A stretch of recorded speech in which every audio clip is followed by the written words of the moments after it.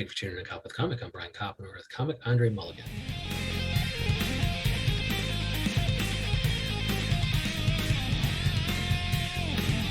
Thank you for sitting through my canned intro, man. He sat through a lot, man. He was watching me on video, fucking pick my nose and shit, man. He's been nothing but the most patient comic I've ever talked to. I noticed when y'all dig in y'all nose, it's more for, because y'all do it at stoplights and stuff. I'll be observing like the way wealthy white guys dig in their nose. You can tell that's a Gentile. You come from money. Come from money. And it's not even picking anything. I got some structure in there that I'm really interested in, man. I just like to fucking make myself bleed with the various bizarre shit I do with my body, man. But yeah, we follow him everywhere. He's André Mulligan on Twitter, but also on Instagram. He is, the one, the only André Mulligan, and his Instagram. Well, also I should mention the TikTok because he got a lot of videos there. He's André Mulligan on TikTok too, but on the Instagram you could see that his profile draws you to cstudents.style. Yes. And let me tell you, his shop page has some of the coolest shit I've ever seen. Like, first of all, tell me about C Student Style, because don't you do comedy videos and shit? And how did you decide on the aesthetic for your shop? Because that's pretty cohesive. It looks real nice. Yeah, C Students is different because it was a grade. It was actually my grade, and when I go back and I look at my grades, I see why my mom beat me every single day. Like I deserved it, bro. Like I deserved it. So it started out as just a grade, but then it switched into like this energy, So C Students is actually more than just a grade. It is for me is a shield. So it can be confidence, it can be creativity, it can be champion, being able to choose your path. It's just the power of the C is what I tell people. So, a lot of people, they used to be like, oh man, I'm not a B student. I'm like, man, how do I, something, man, if y'all think about the grade part, then you're going to be stuck. But the whole thing is getting you outside the box and letting you know the C students are creative people. C students run the world. You look at Les Brown, you look at Elon, you look at any of these cats that'll tell you, hey, I was a C student, I flunked out and I had to try it on my own. So that's what C student mean.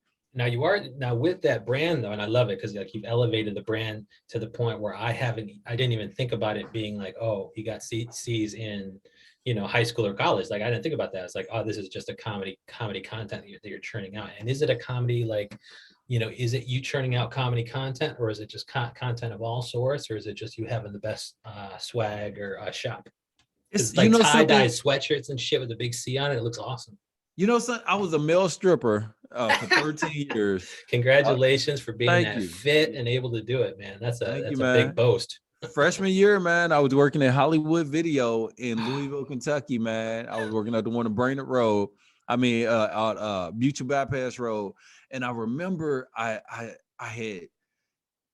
had just quit my job working at Captain D's. Because I was getting sexual assaulted by the district manager. He kept hitting on me because I had blonde hair.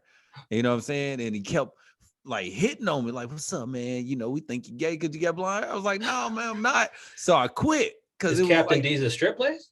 No, it was a fish restaurant. It was just a fish restaurant. You're a blonde guy working at a fish restaurant, man. You really have it coming, man. I was gay, dude. I think you're gay. Really. I was modeling, dude. I started off modeling, bro. I was a model. I started modeling like when I was 18. Okay. And I started doing like Model Search America, and I was like this chocolate dude, and I was going through this image kind of thing in the hood. You know what I'm saying? And I was trying to figure out how to sell dope and not get locked up. And I remember Cisco being out, and I was like, man, I like to fight. I want to see if dudes are going to think I'm a punk by dyeing my hair. So I dyed my hair like platinum silver, and nobody wouldn't fight me.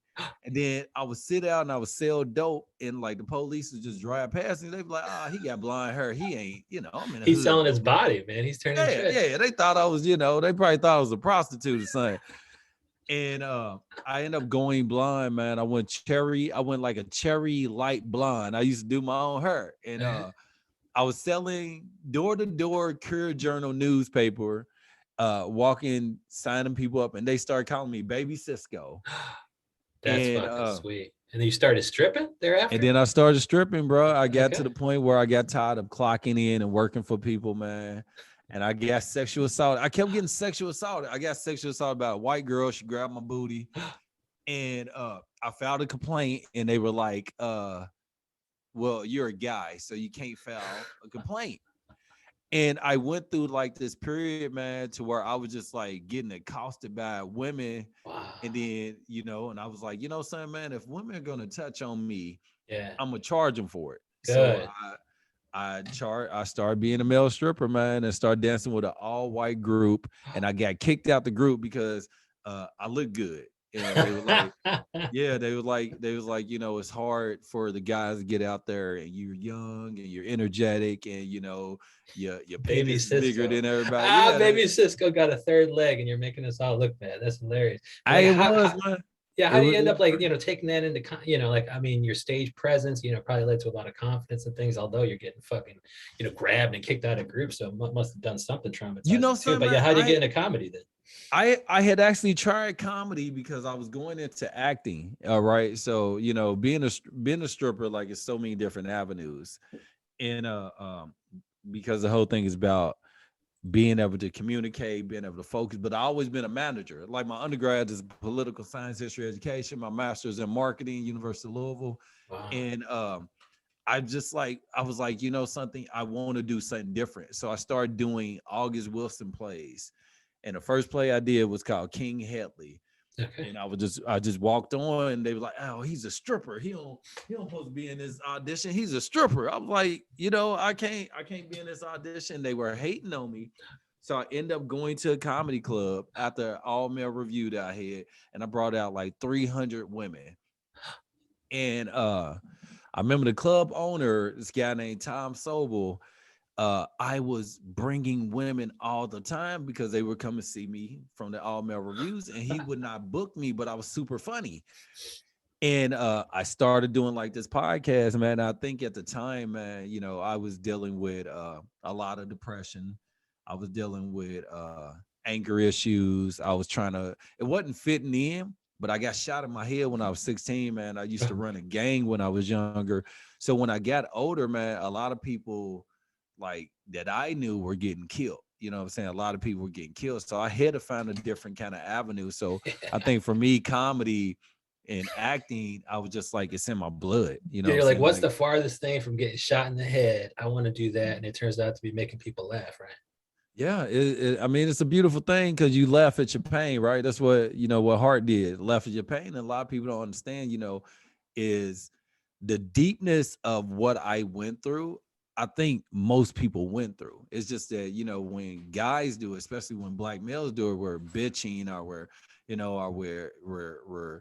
we're just complaining, but they don't know. You know what I'm saying? They don't know. So a lot of us try to put it into the comedy genre.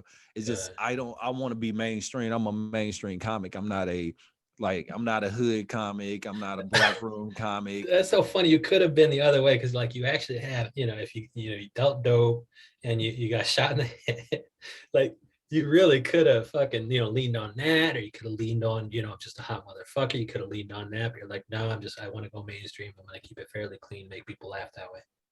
I did, man. Son, I was there, bro. I was there. I remember getting locked up, man, for nothing. I always got locked up for dumb shit. Like, I get locked up for missing court. You know what I'm saying? Like, I end up getting like a warrant for my arrest because I missed court because I didn't go on my birthday. I'm like, they would do things like that. They would That put me. shit's no joke. Yeah, like I drove my buddy was like, "Can you drive me to the police station? I have to do something." I'm like, "All right, sounds good."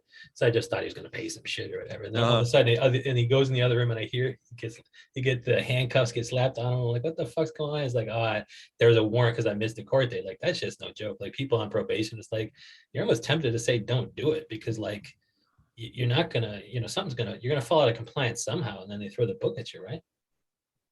Son, is one of the things about it, bro, is that I kind of like I always lived in okay areas. You know what I'm saying? I lived in the hood when I wanted to, but I always kind of lived in a balance of the areas. I was a Yeah. mixture because I always been a manager. I started out 16 working at Six Flags Kentucky Kingdom as a manager. Oh, Went cool. from there. I worked McDonald's, Burger King, Greyhound. You know what I'm saying? Wow. Like I worked everywhere, bro, and I've been fired from every job. Damn near. You know, I've been fired in the best ways. And I think for comedy and also same thing for stripping, dog, it was really kind of taking your hand and, you know, putting everything on yourself, not allowing people to fire you. I get tired of getting fired, bro. I've been fired in the most disrespectful way, dog. Like I would catch a 2-hour bus to get it there and they'd be like, hey, let me, you know, we gotta let you go. I'm like, man, y'all fucking hard bringing me in on Sundays. I gotta catch 3 buses, man. What is wrong with y'all? So you're like, I want to take I have to get up at 5 o'clock in the morning to work at a Popeyes or some shit. It's but like, so, I mean, you took control of your career. I worked at KFC. Dude, I mean, like, I had like, you know, I must have had 20 jobs. I've been working since I'm 14 and they all sucked and stuff. But finally I got something good. But like, I also like, you know, you saying, well, I took control of my career so they can't fire me. But, you know, you have to trace everything back. Like you have to bring everything back to yourself. And that got me to thinking that, like, yeah, it also helps, you know, if anything fucked up happens to you, to try to trace it back to the point of origin and kind of go through that on stage. Be like, well, here's my, you know, when people sexually assault you, of course, that's not your fault. But for other shit, you could be like, well, I did this and that's why I got fired. And talking about that on stage and acknowledging, you know, any fault that you have, you know, put somebody's, you know, throwing somebody's computer in the deep fryer or some shit. Like you almost have to like own your shit and kind of trace it back to you. Like, have you found out that you have, I mean, any part in any of the firings that are kind of funny on stage or no? You know something, bro? The biggest part for the firing on stage is that I always being procedural. I always follow the book. And the firing that I always got fired was always overturned. And I hate to say it. It was one of those situations where after they fired me, I filed a complaint and they went back and it was like, why he got fired for no reason because I followed the book. And I always been that guy. I always been like, hey, I'm gonna follow the book, but I'll be a dick or asshole, whatever you want to say. That's just me. Because they would do things like this, bro. They would put me in, I would live in a hood. I live in like your hood is hood.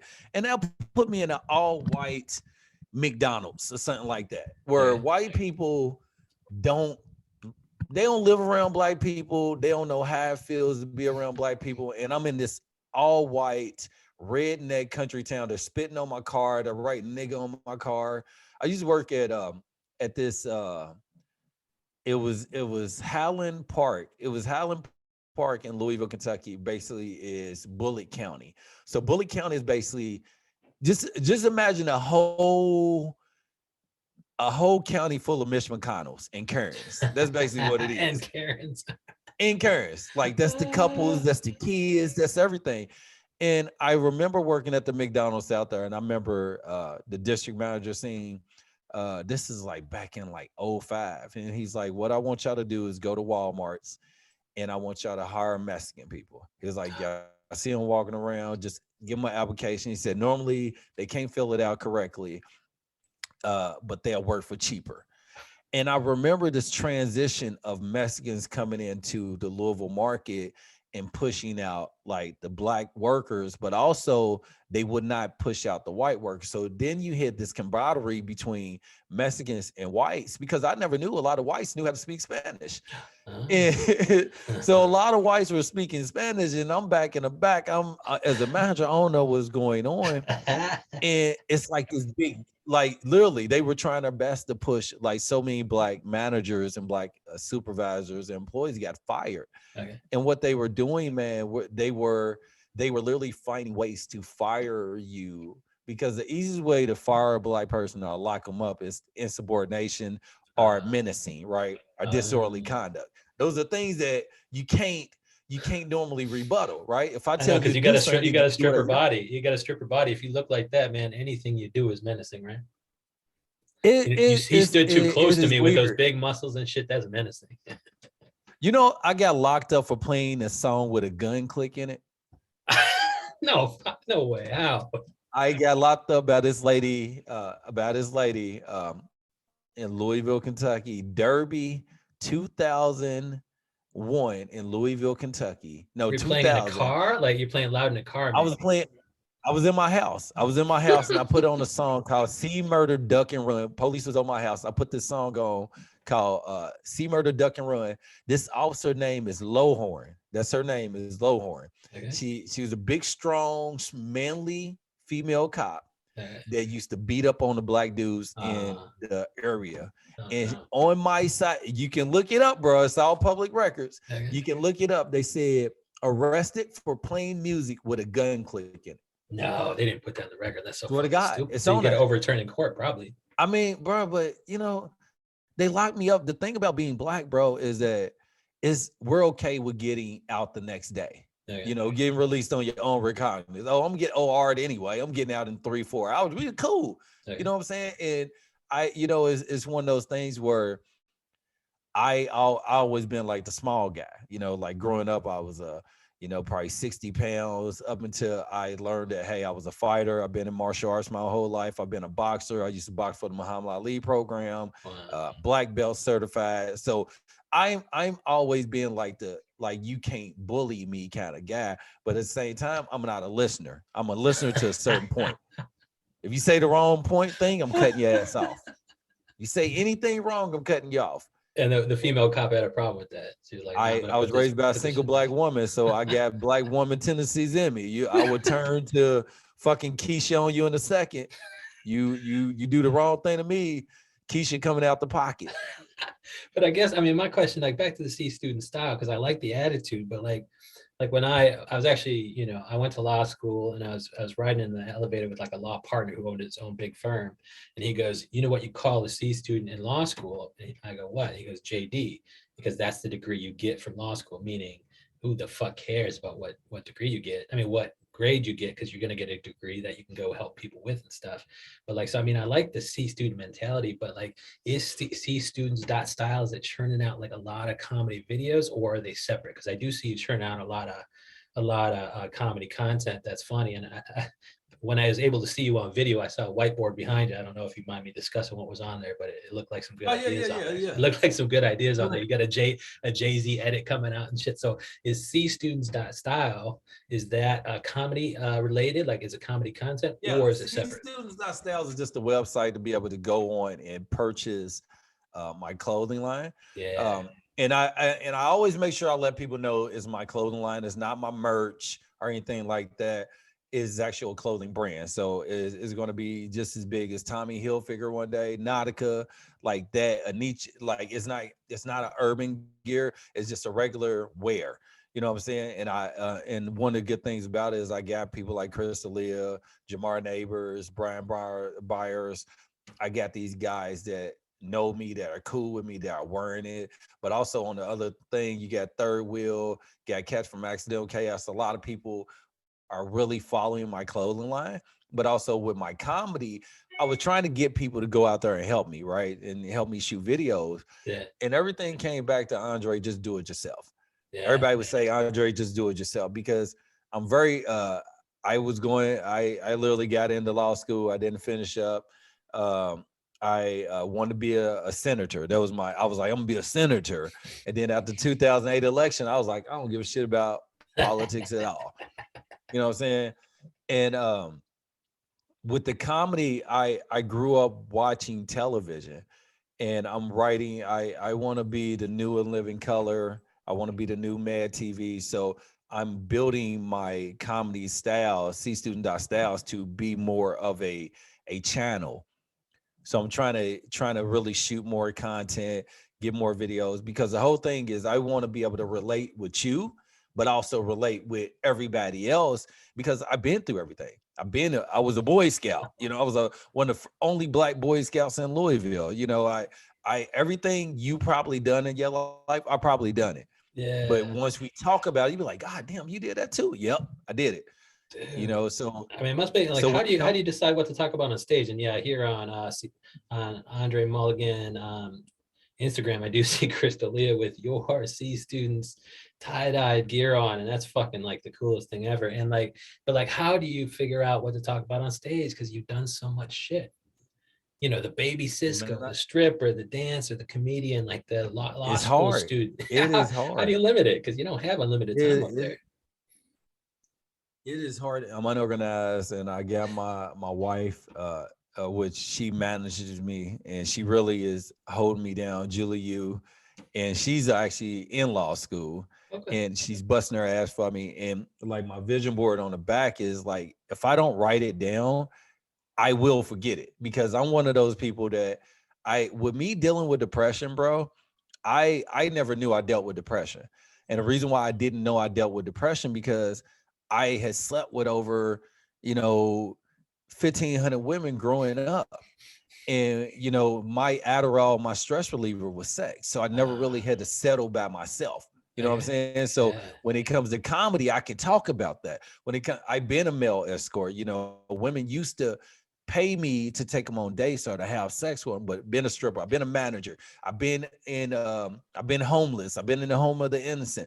I died twice growing up. I was in a lot of fires. My mom was on crack cocaine. So it's so many different things I can talk. I can go talk about the Ivy League. I played golf growing up. I played tennis. I just worked for a golf club. You know, I was an honor student. I was an artist. I was in, you know, I played soccer. I played hockey. I played field hockey, but also I played karate. I'm from the hood. Like everything you talk about, bro, you probably be like, God damn. So I have so many different branches when it comes to comedy.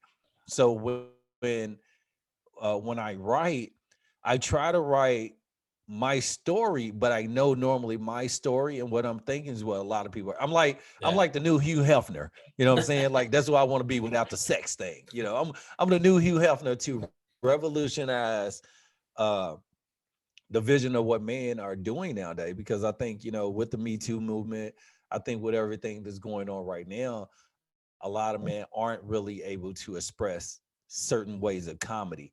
And I think with my background and what I've been through, people look at it and be like, okay, I understand why he's doing this. That's why it's funny. That's why Yeah. I thought about it, but I couldn't do it. You know what I'm saying? So that's where the comedy style is coming out.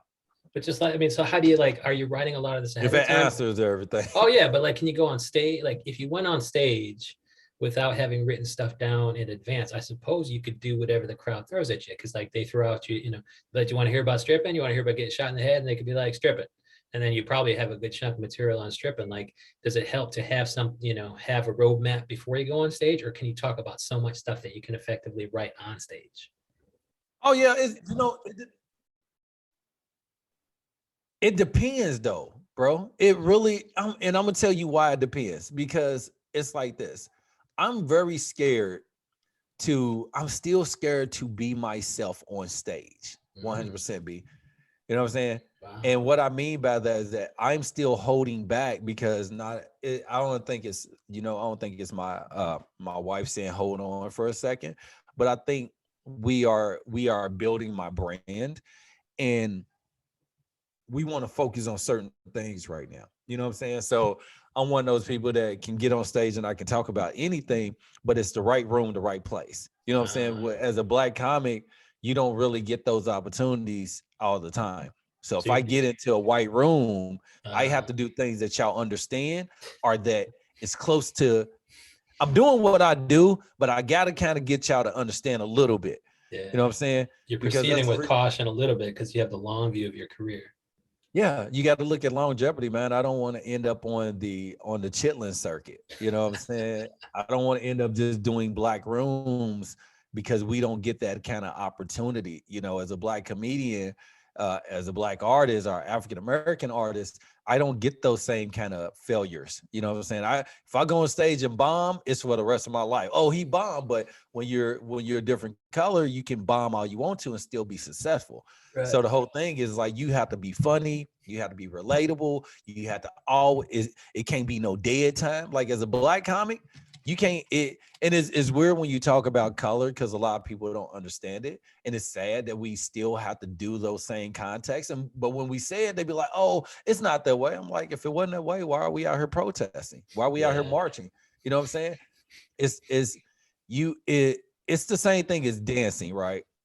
And I say this real quick because I'm very long-winded, so cut me if you need to.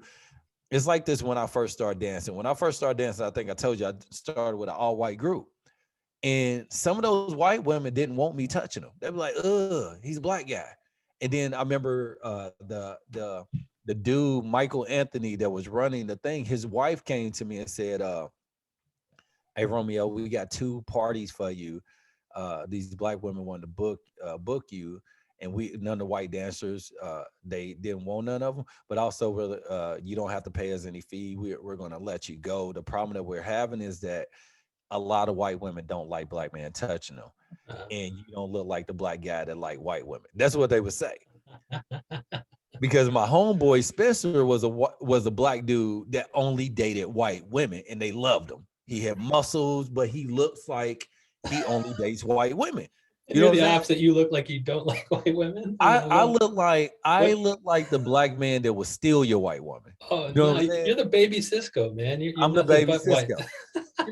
You know, son, Brian, that's the thing about male reviews, because I always tell people I was a black Chippendale. I started out with a white group, then I danced with the Chippendales. Then I started doing my own thing, which is Romeo Entertainment. So Romeo Entertainment, if you look it up, Romeo Entertainment, I started doing this, and you search it on Google. And the only reason why I stopped is because I was like, I'm done. You know what I'm saying? I just finished with my degrees. I know it's better for me. And women used to do this. Women would hire me to dance, and we'll dance. I go dance for them, and after I get done, I might talk to them, and they'd be like, "Oh my God, we can't hire you no more because you deserve better than this." I'm like, "What? You don't deserve to be a dancer. You're so much better than this." And they would talk to me like I was just a whore on the street. I'm like, "You do know I go to the University of Louisville, right? And I just got my first degree." They're like, "Oh my God, for real? He's educated, girl. No. I thought you was just a slut." I'm like, man. So you can't pigeonhole him, man. He's the baby Cisco, but he's so much more. And the opposite of the Chitlin circuit is you got to come on everywhere like Koppen with comic, and you did that today. So I mean, that shows your range. So André Mulligan, we follow him everywhere. André Mulligan on Twitter, but also on Instagram. And there, I guess on TikTok too. But on Instagram, you'll find cstudents.style, and on the shop page there, you'll see the best tie-dye gear with C students on there that's been modeled by none other than Chris D'Elia. So André Mulligan, thank you so much for coming on. I appreciate it. Sorry I'm long-winded, dog. Definitely check out, C Students in Detention. So it's C Students podcast, but C Students in Detention every morning, 8 to 9. I do it except for Sundays because that's a church day. I don't go. And then I have Confessions of an Ex-Male Whore, which is on my YouTube channel. I really think every man should listen to it.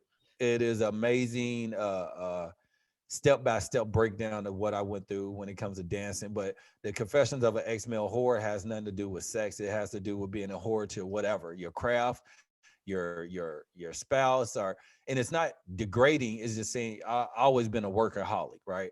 So I was a whore to my job.